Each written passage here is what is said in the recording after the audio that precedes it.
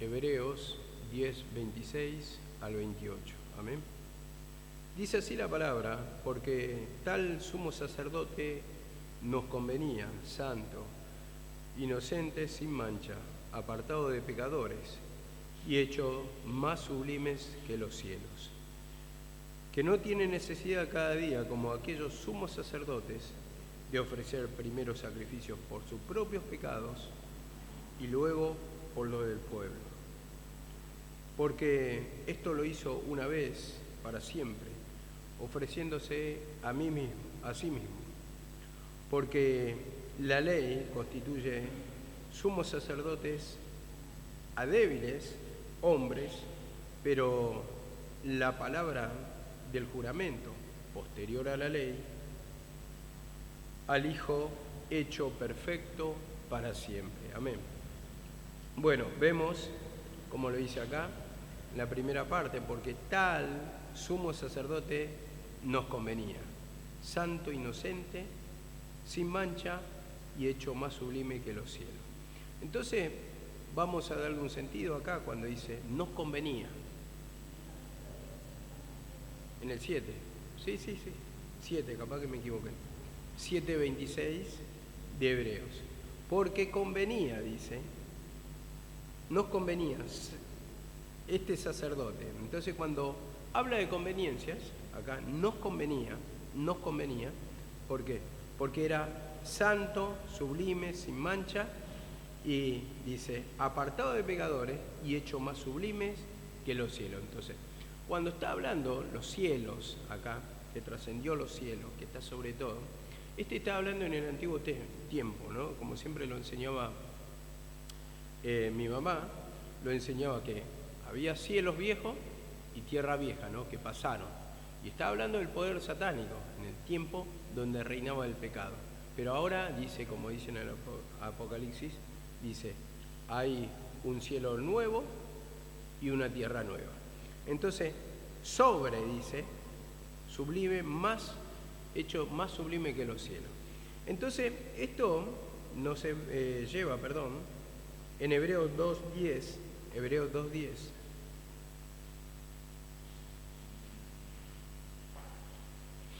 dice así la palabra: porque convenía aquel para quien todas las cosas y por quien todas las cosas subsisten, dice, habiendo de llevar muchos hijos a la gloria, hiciera perfecto por medio de los padecimientos al autor de la salvación de ellos. Convenía.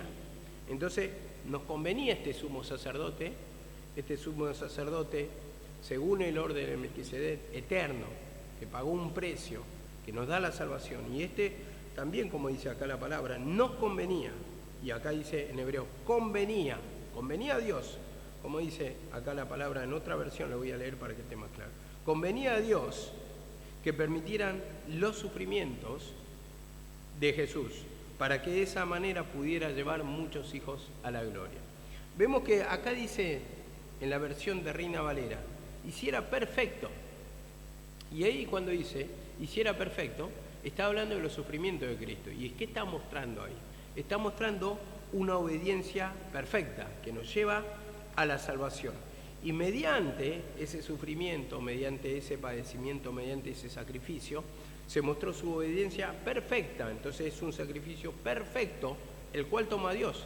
Él no tomaba sacrificios de animales imperfectos, tenía que ser perfecto el animal.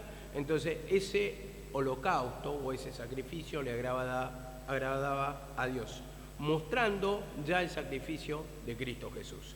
Entonces, ese es el sacrificio que nos convenía a nosotros.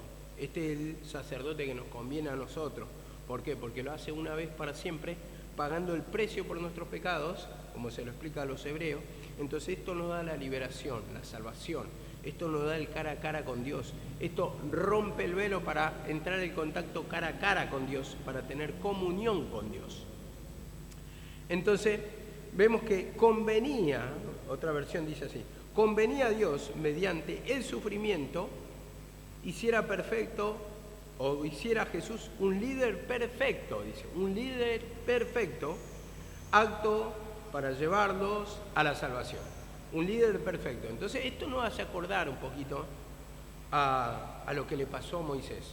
Moisés fue sacado del palacio mediante la voluntad del Señor y fue y experimentó ¿qué? El desierto. Entonces conoció el desierto. Y entonces él tenía poder y autoridad para guiarlos.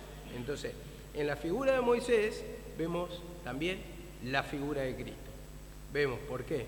Porque conoció el desierto y el Señor experimentó, como dice la palabra en Isaías 53, varón experimentado en quebrantos. Y cuando te está diciendo experimentado en quebrantos, experimentado en sufrimientos, experimentado en el desierto, y el que experimentó el desierto, el que conoce el desierto es el que te puede guiar. Entonces, como él conoció el desierto, o sea, participó de carne y sangre, como dice la palabra, tomó un cuerpo de hombre pecador, entonces conoce la esencia porque lo experimentó, lo palpó, lo sintió.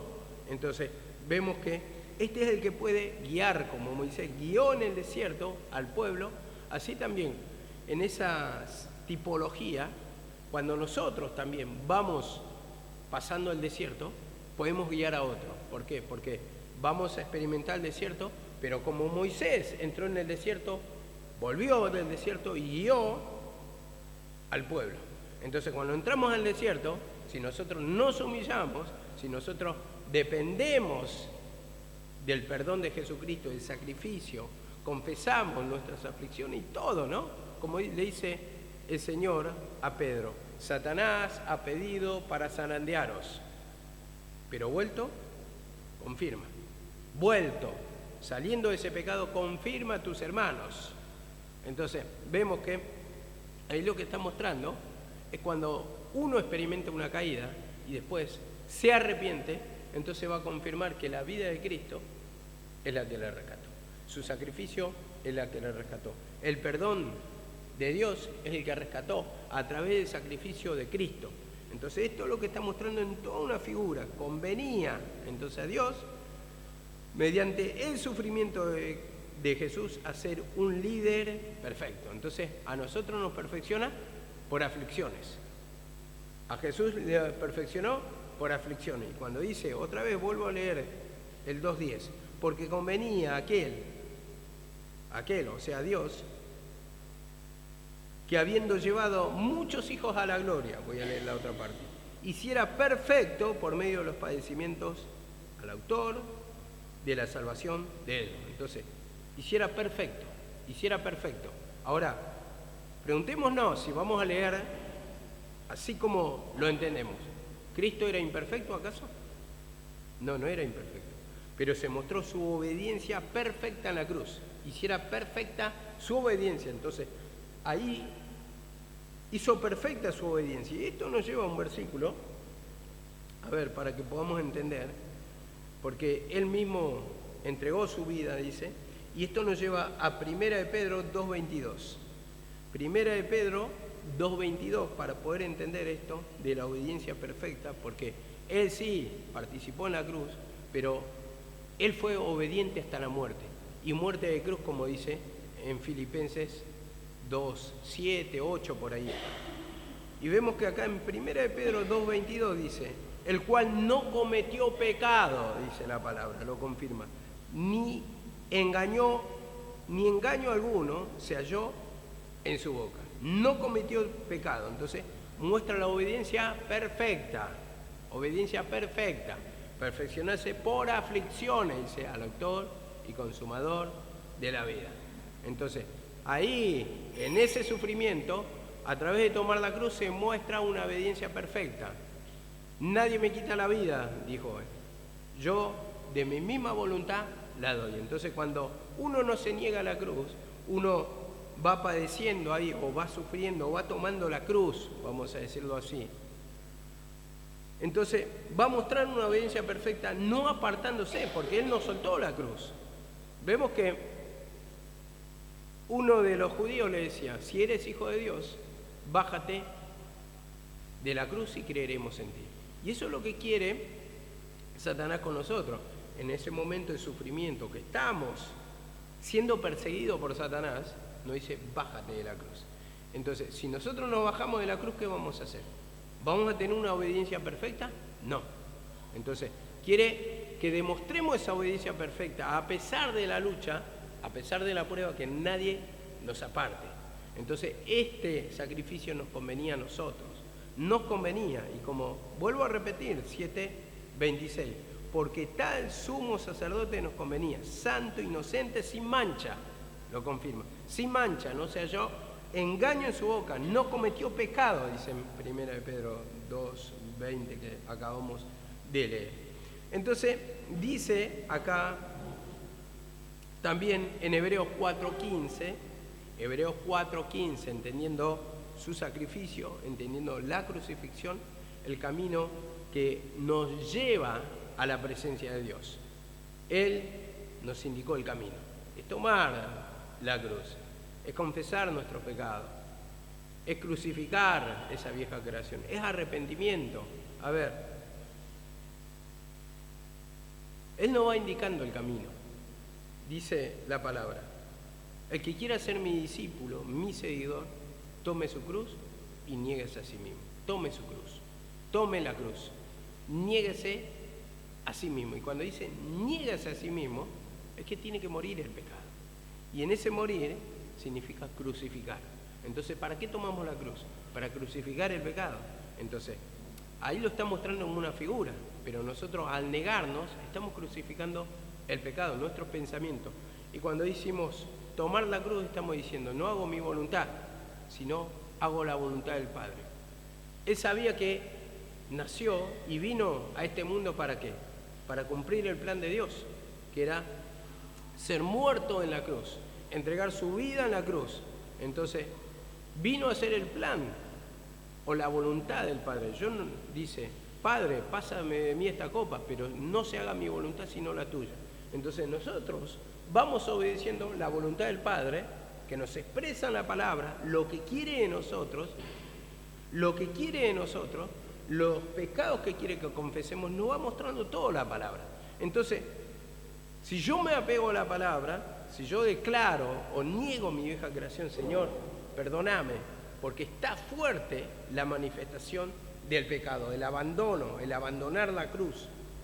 Pero, Señor, que yo haga tu voluntad. Y la voluntad,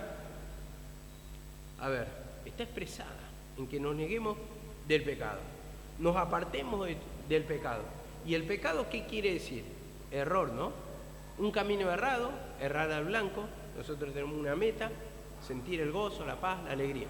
Puestos los ojos en Jesús, el autor y consumador de la vida, dice la palabra. Dice Pablo también en Filipenses 3, no es que sea perfecto, pero prosigo por ver si logro hacer aquello para lo cual fui asido. Extendiéndome hacia la meta, dice. Corremos hacia la meta. Nuestra meta es Cristo. Ese es el camino donde tenemos que llegar, o el blanco, o la meta. Pero vemos que Satanás pone distintas tentaciones al costado para desviarnos, para que nunca lleguemos al plan de Dios, para que nunca cumplamos el plan de Dios, para que nunca lleguemos a la liberación. Entonces, nos mantiene presos en el pecado. Entonces eso es lo que nos trae sufrimiento. Pero, como dice acá, Hebreos 4:15, porque no tenemos un sumo sacerdote que no pueda compadecerse de nuestras flaquezas, sino uno que ha sido tentado en todo, como nosotros, pero sin pecado. En todo, pero sin pecado. Y mucho más nosotros, que tenemos que tomar la cruz, ¿por qué? O su sacrificio, cuando hablamos de tomar la cruz. Creer en su sacrificio, crucificar la vieja creación a través del Señor, perdoname, reconocer ese pecado. A ver, nosotros tenemos pecado. Él no tenía pecado, Él hizo la voluntad del Señor. Hizo la voluntad del Señor. Entonces, de su Padre, probado en todo, como dice, pero sin pecado. Y ese probado en todo, mirá lo que podemos sacar acá. Probado en todo, está diciendo, con diferentes formas, pero con las mismas manifestaciones y los mismos resultados. O sea, uno puede estar nervioso, ¿no? Por una cosa, por ejemplo, digo, mi hermano Martín puede estar nervioso por tal motivo. Y por ejemplo, Matías puede estar nervioso por otro motivo. ¿La manifestación es la misma? Sí, son las mismas, pero diferentes formas en que nos lucha, diferentes formas, pero las manifestaciones son las mismas. Y el resultado también tiene que ser el mismo, o sea, liberación. Cuando yo pido perdón, entonces mi alma, ¿qué va a hacer? Va a tener paz, va a haber un descanso. Si toma a Martín la cruz, o pide perdón, más bien vamos a hablarlo así claramente, confiesa el pecado, porque la cruz es muerte del pecado. Entonces, si va declarando el pecado, entonces lo que va a obtener esa incredulidad cuando se manifiesta, ese nervio cuando se manifiesta, entonces va a obtener la paz, el descanso. Lo mismo, Matías, aunque sean diferentes formas de lucha, pero siempre van a ser las mismas manifestaciones. En el caso de que estoy hablando del nerviosismo. Para otro es tormento, para otro es angustia, para otro es tristeza. Y las tristezas pueden venir por diferentes motivos. Yo puedo estar triste porque me falta dinero, por decir algo. Otro puede estar triste porque está alejada de su familia, pero es tristeza en sí. Entonces conocemos las manifestaciones, pero los resultados tienen que ser los mismos en el sentido. Yo pido perdón y tengo que ser libre. Otra persona pide perdón y tiene que ser libre. Entonces, a uno en esa liberación le da la familia y a otro la economía. Entonces, ahí se ven los resultados del Señor, ¿no? Entonces, dice, no tenemos un sumo sacerdote que no pueda compadecerse de nuestras flaquezas, de nuestras debilidades, de nuestros pecados, de nuestros sufrimientos, sino que ha sido tentado en todo como nosotros. En todo, dice, en todo. Y tal vez alguno no pasa, por eso no quiero aclarar esto, no pasa la destrucción de hogar. Hay algunos que sí, otros que no, que nada tienen que ver con la destrucción, pero ¿tienen tristeza? Sí. El otro tiene tristeza por el hogar y el otro por la economía. Ha sido tentado en todo. Por eso dice, en todo, dice Cristo. Y Cristo, Jesucristo no experimentó la destrucción de hogar. No experimentó, claramente. Él no se casó, no experimentó. Pero sí se agolpó el pecado sobre él, la manifestación del sufrimiento. Esto es lo que te quiero aclarar. Se manifestó, entonces experimentó. Pero también triunfó en la cruz a través de tomar esa cruz, a través de cumplir el plan del Padre, mostrar en esa figura cómo vence, cómo mata el pecado en la cruz, ese cuerpo de pecado. Entonces así también nosotros, tomando la cruz, negándonos a nosotros mismos, pidiendo perdón. Señor, muchos cuestionarán la manifestación de decir, ¿siempre pedir perdón? Bueno, está el perdón siempre, siempre no. ¿Por qué? No es que a veces nosotros vamos y buscamos el pecado, pero lo experimentamos.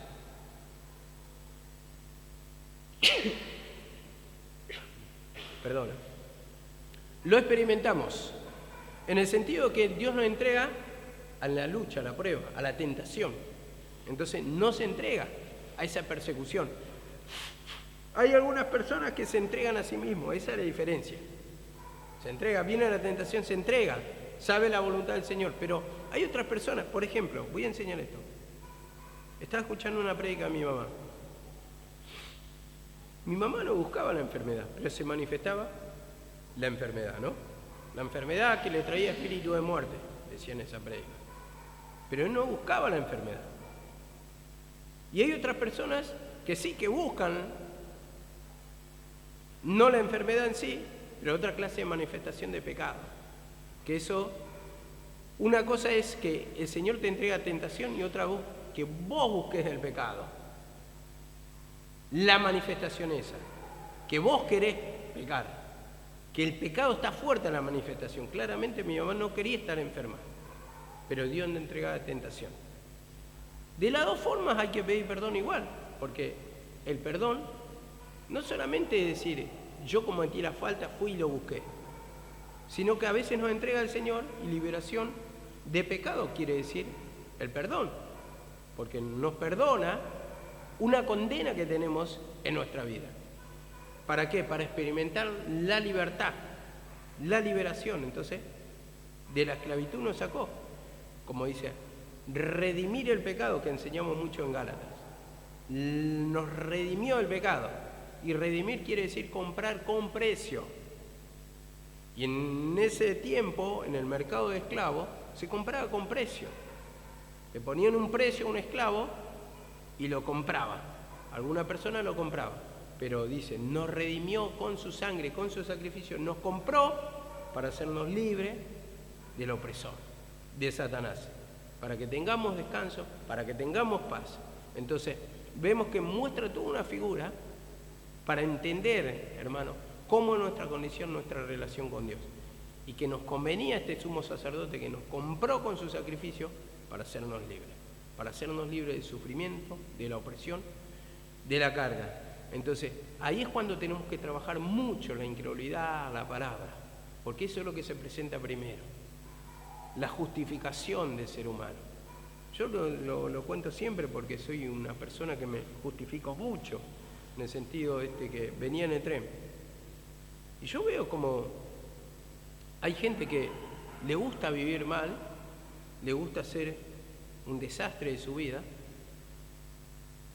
y veo que esos pibes que se drogan en el furgón, que vienen bien vestidos, tienen su buena vestimenta, zapatillas de 50.000 pesos,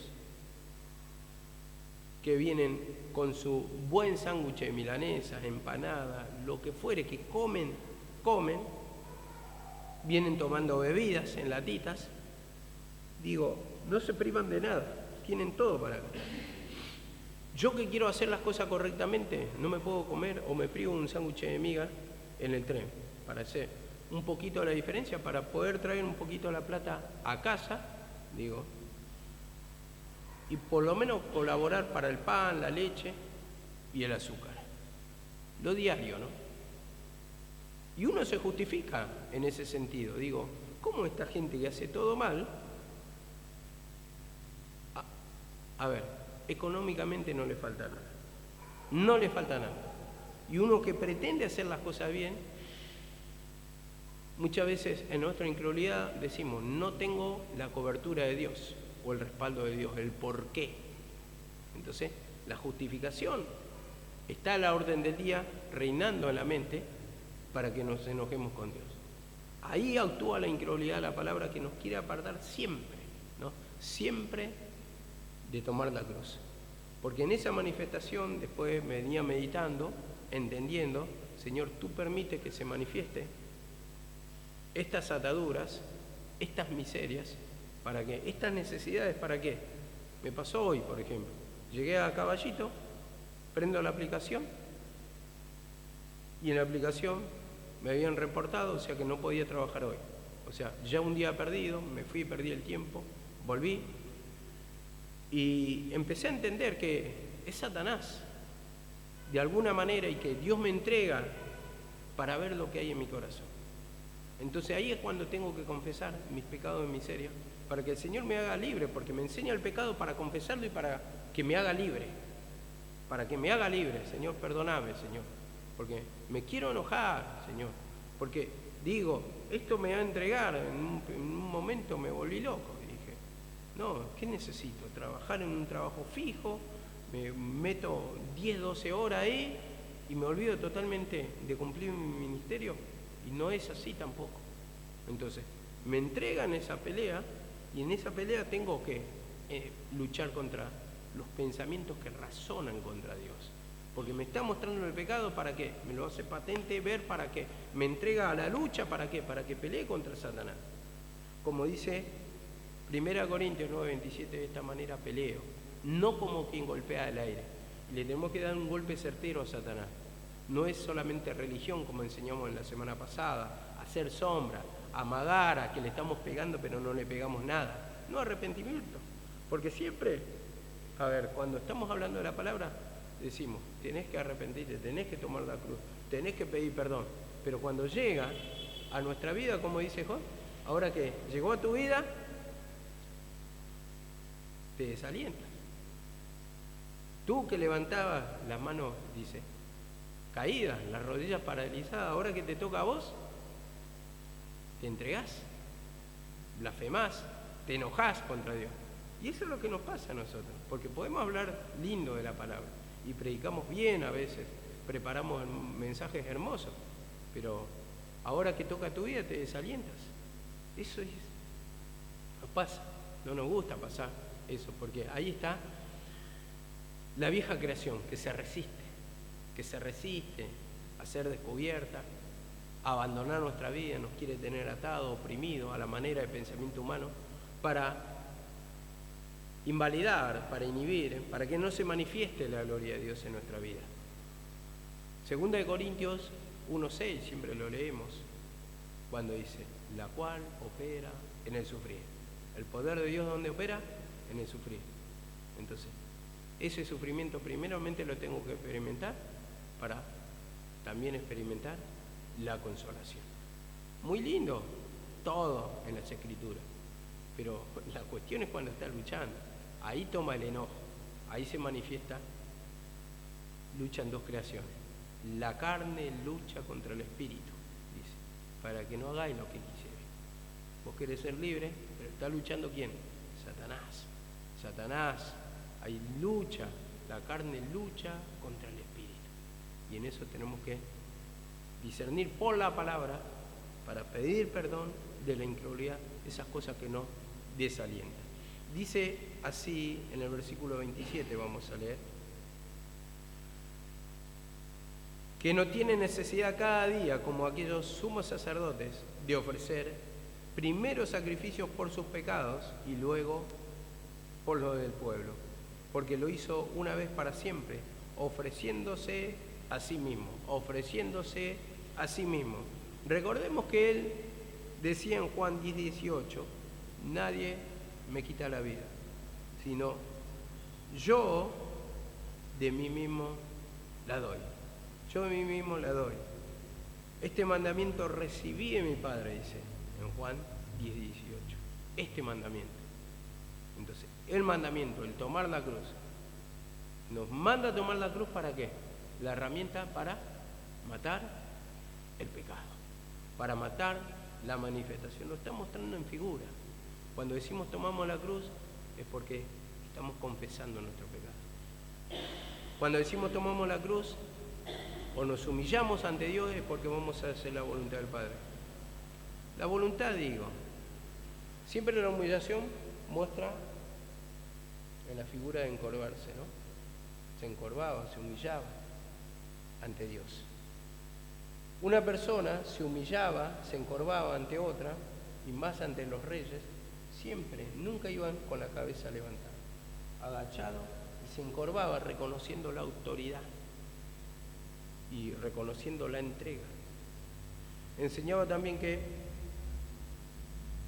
cuando un rey era vencido por el ejército de otro rey, venía ese rey derrotado ante el rey vencedor y se tiraba al piso totalmente. Y entonces el vencedor le podía pisar la cabeza o le pisaba la cabeza, reconociendo su victoria. Entonces en esa entrega, cuando se entregaba al rey derrotado, estaba diciendo, haced en mí lo que quieras.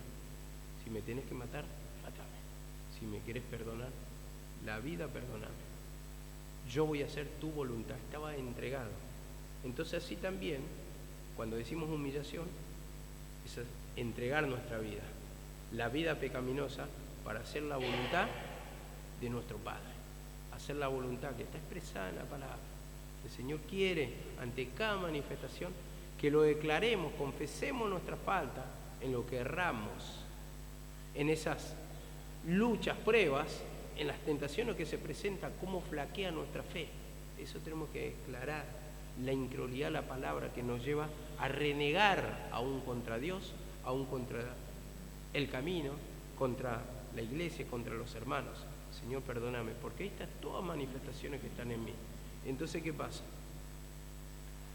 El Señor, cuando escucha esa oración, ahí va a empezar a utilizar la palabra, que levantarnos a darnos fuerza, libertarnos de la opresión, porque le entregamos nuestras cargas. El Señor dice, venid a mí todos los trabajados y cargados, que yo os haré descansar.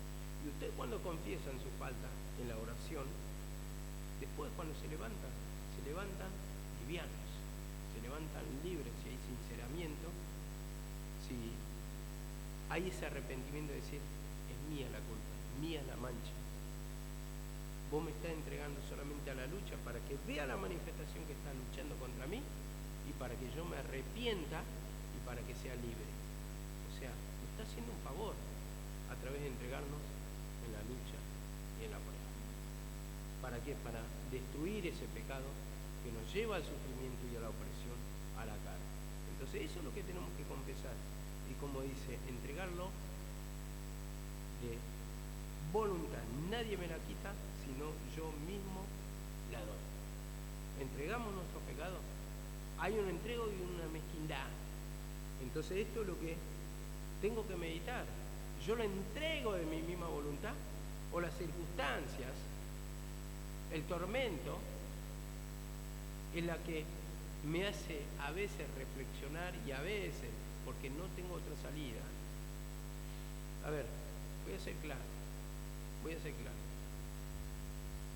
Por ejemplo, si le pedía un pecado a Noelia y no lo quiere entregar, entonces lo que va a hacer el Señor va a distanciar a sus hijos de ella. Entonces, como no tiene otra salida, se tiene que arrepentir y tiene que entregar el otro pecado que le está pidiendo porque le trata con el distanciamiento de su familia. Entonces eso la lleva al sufrimiento, pero no es una entrega voluntaria, porque si no le aparta a la familia no se va a arrepentir del pecado. Entonces eso habla de mezquindad. Entonces él pide arrepentimiento, dice, te hablé en tus prosperidades, la palabra, en tus prosperidades. Entonces primeramente trata por las buenas el Señor, da esa oportunidad, da esa chance que, habiendo descubierto la manifestación a través de la palabra, nosotros la entreguemos. Pero después las circunstancias nos lleva por la mala, como dice, la vara para la espalda del necio, mediante sufrimiento, mediante castigos, nos entrega para aprender a hacer la voluntad del Señor. Pero después ya está en nuestras manos, porque hay necios que dicen, me dolió, recibí el azote, pero cuando me levantare otra vez, dicen, lo voy a volver a hacer. Están los cabezaduras, que reman contra la corriente, contra la vara. Y esto me hace acordar cómo es la manifestación cuando uno es rebelde, ¿no? Cuando es muy fuerte. Yo me acuerdo cuando vivía un primo mío acá, y era bien rebelde. Y me acuerdo que mi mamá lo esperó para castigarlo, y le preparó el cable, y bajó por la escalera y le pegaba. No se le movió un pelo. Me marcó todo acá, pero bajó así, bien duro, no se le movió un pelo. Nada. Y era bien rebelde. Y hasta ahora sigue rebelde con el Señor. Pero eso lo lleva al sufrimiento, a la opresión, al apartarse de la bondad del Señor, de la bendición. Por eso quiere que le entreguemos de nuestra voluntad, como la entregó Jesucristo. Dice así la palabra, 10:27, ¿no? Voy a una referencia. Hebreos dice así, Hebreos 10:11 dice, y ciertamente todo sacerdote está de pie día a día, ministrando y ofreciendo muchas veces los mismos sacrificios que no pueden quitar los pecados. Pero no pueden quitar los pecados. Por eso nos convenía el sacerdocio de Cristo, porque estos sacerdotes eran débiles, y dice, ministrando muchas veces no pueden quitar los pecados, no nos pueden hacer libres. A ver, en Juan 8:36 dice la palabra muy clara, si el Hijo de Dios os libertare, seréis verdaderamente libres. Por la ley no iban a ser libres, solamente por Jesucristo. A ver,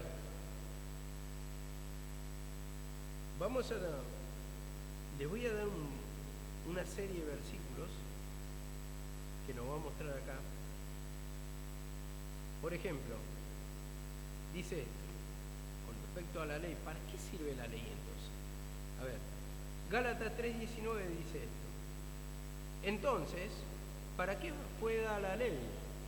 Fue añadida a causa de las transgresiones, hasta que viniera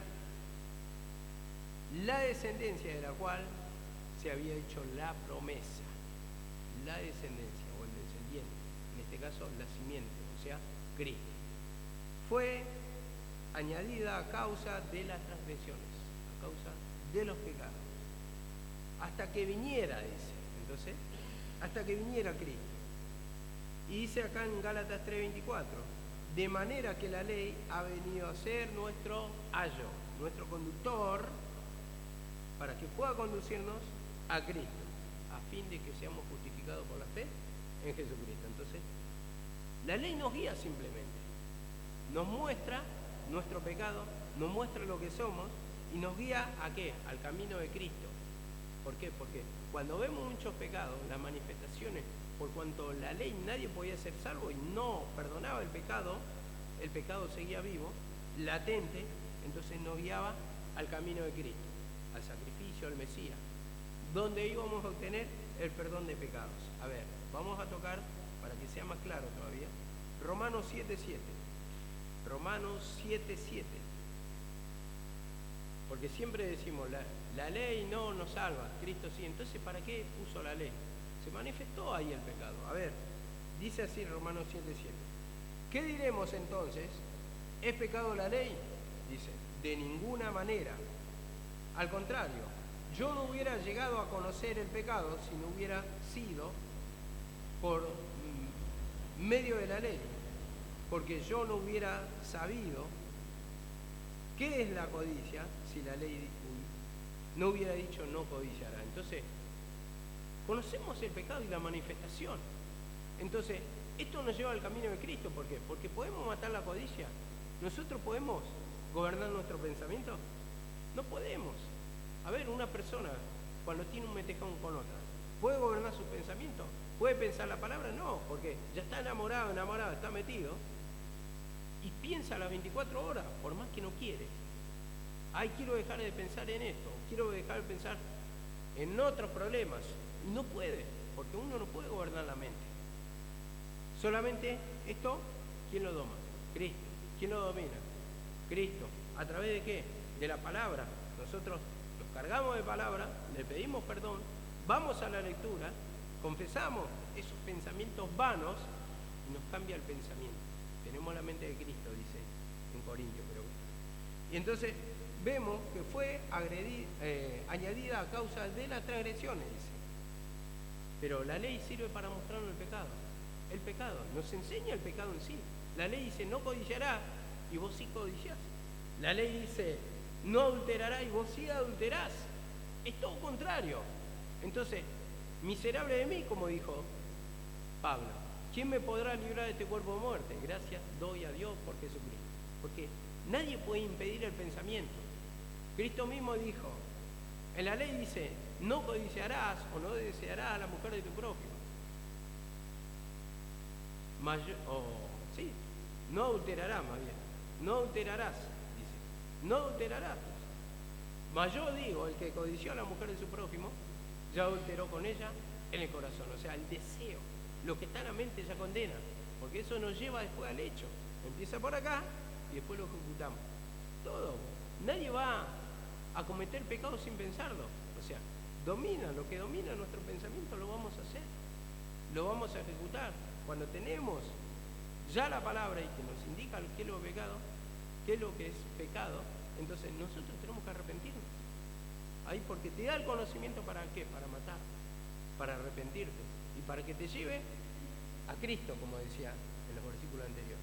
Te lleva a Cristo, ha sido nuestro ayo, conductor, porque todo pecado, al no ser libre por la ley o por tus medios propios, entonces ¿a dónde te lleva?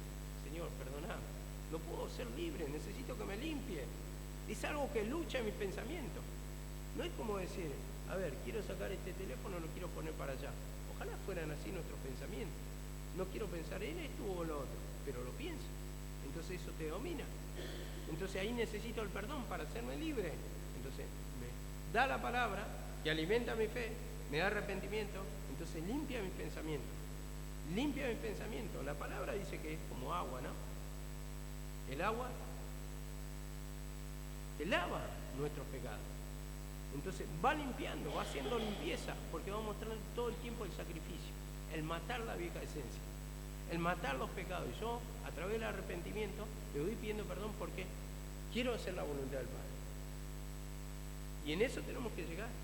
Y como dice acá también en Gálatas 2:16, sin embargo, sabiendo que el hombre no es justificado por las obras de la ley, sino mediante la fe en Cristo, también nosotros que hemos creído en Jesucristo, para que seamos justificados por la fe en Cristo, y no por las obras de la ley, puesto que por las obras de la ley nadie será justificado. Y voy a leer otro versículo.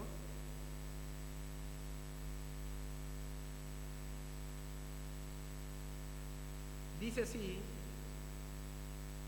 en Romanos 3:28, porque concluimos que el hombre es justificado por la fe, o sea, por la fe en Jesucristo. A ver, lo voy a leer Romanos 10:4, me gusta más. Porque Cristo es el fin de la ley para justicia de todo aquel que cree. Vemos acá la palabra, es el fin de la ley. Entonces, por la fe en Jesucristo, la liberación. Entonces, la ley tuvo un fin, ahora hay un nuevo tiempo, el sacrificio de Cristo. Entonces, la ley siempre está mostrando aparte la justificación del ser humano a través de sus maneras, de lo que quiere, el esfuerzo propio, el querer cumplir, pero no cumple. ¿Por qué? Porque somos naturaleza de pecado, imperfectos. Y Cristo necesita perfeccionar, que habla de su esencia en nosotros para poder cumplir su voluntad, de agradar al Padre. Al Padre le agrada hijos obedientes. El hijo desobediente trae mucho dolor de cabeza, naturalmente hablando. Pero el obediente es la satisfacción del Padre. Entonces, vemos que así también el Señor quiere que obedezcamos, primeramente, para que nos vaya bien, para bendición. Y esa es la satisfacción de que el Padre vea a hijos saludables, a hijos felices, a hijos libertados del pecado, de la opresión, de la carga, de la contaminación que cada día se manifiesta en la mente. Dice así la palabra, volviendo al mensaje que estoy leyendo, Romanos 8:17. Romanos 8:17. Entonces la manifestación así lucha, en opresión, en sueño, dolor de cabeza, carga. Y ahí cuando uno se da cuenta qué mal que uno está delante de la presencia del Señor. Eso es un mal síntoma, cuando divaga en nuestra mente, cuando no puede soportar la palabra. ¿Por qué no entendés mi lenguaje? Porque no podés soportar mi palabra. No podéis soportar mi palabra. Entonces ahí nos damos cuenta. Somos hijos de Dios y gracias a Dios que muchos son hijos de Dios. Porque la manifestación en la condición espiritual que uno no puede escuchar la palabra, se está hablando de una separación total de Dios. Dice Romanos 8:17. Y si hijos también herederos con Dios y coherederos con Cristo, si es que padecemos juntamente con Él, para que juntamente con Él seamos glorificados. Vemos. Si hijos, dice, herederos y coherederos. Él trascendió los cielos, como dice también en Romanos 8:1. Entonces, este es el sacerdote que convenía, porque él triunfó sobre el pecado. Entonces, en referencia a esto, vemos que si Él es heredero, nosotros también heredamos, o estamos sentados en la presencia del Padre, heredando el gozo, la paz, la alegría, la paciencia, benignidad, todos los frutos del Espíritu que reina sobre nosotros. Si es que juntamente padecemos con Él. Entonces, padecemos, dice. O sea, expliquémoslo esto. Si es que juntamente padecemos con Él. Si es que juntamente, si lo llevamos a ese tiempo, si es que juntamente somos perseguidos por creer en Cristo. ¿A quiénes perseguían los judíos? A los cristianos, ¿no? A los discípulos, ¿no? A los que predicaban que era el Cristo, el Hijo de Dios. Si padecemos con Él, vamos a obtener la salvación, la liberación. Está hablando de un tiempo futuro, ahí, pero cómo lo llevan tiempo atrás las persecuciones. Vemos un antes y un después. Pero lo que quiero sacar de acá, que Satanás persigue todo el tiempo la manifestación del Cristo. Todo el tiempo, como persiguió a Moisés, como persiguió, diferentes personas, a Elías, pero siempre cuando predicamos el Cristo va a perseguir Satanás a la manifestación, y ahí se ven las dos creaciones. Cómo lucha, y dice así la palabra, Lucas 24:26. Dice esto la palabra: no era necesario que el Cristo padeciera todas estas cosas y entrara en su gloria. Y comenzando de Moisés, siguiendo por todos los profetas, le declaraba todas las escrituras lo que de él decía. ¿No era necesario? Entonces, toda la palabra, acá cuando le declaraba el Cristo a estos dos discípulos, camino a Emaús, comenzando desde Moisés y siguiendo por todos los profetas. ¿Qué habla la palabra? La palabra habla de la muerte y la resurrección. Siempre va a haber una persecución de Satanás. Y toda la palabra va a hablar del sacrificio. Y eso es lo que tenemos que predicar. Arrepentimiento para perdón de pecado. Toda la palabra de Moisés y todas las escrituras les abrió, y entonces ahí entendieron la manifestación que siempre va a luchar Satanás contra los hijos de Dios. Cuando tenemos o somos nueva criatura, lo que va a querer destruir es esa esencia de Cristo en nosotros. Va a querer robar la paz, el gozo. Y dice Hebreos 10:12,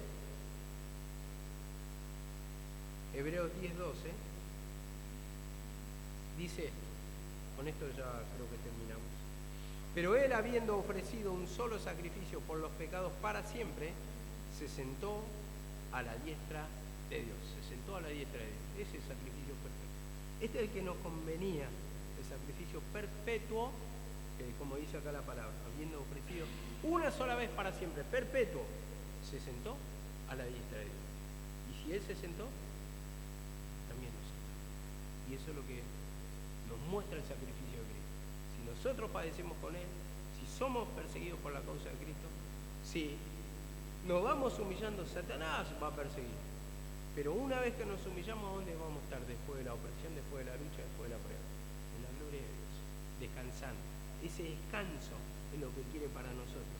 Dice Hebreos 5:9, y habiendo sido hecho perfecto, vino a ser fuente de eterna salvación para todos los que obedecen, habiéndose sido afligido. Esta es la interpretación. Soportó todo, no abrió su boca en la cruz, como cordero inmolado, así, mansamente se entregó. Y dice, fue fuente de eterna salvación, y es la fuente de salvación para nosotros. Donde se origina la salvación, su sacrificio nos da la liberación, nos da el perdón, nos da el cambio de vida, nos transforma, pasamos a ser hijos, y si hijos, también herederos, si es que juntamente padecemos con él. Si tomamos la cruz, toda esa herencia también, que habla sí de salvación, pero yo lo quería llevar a un grado más allá. ¿Realmente disfrutás de todo?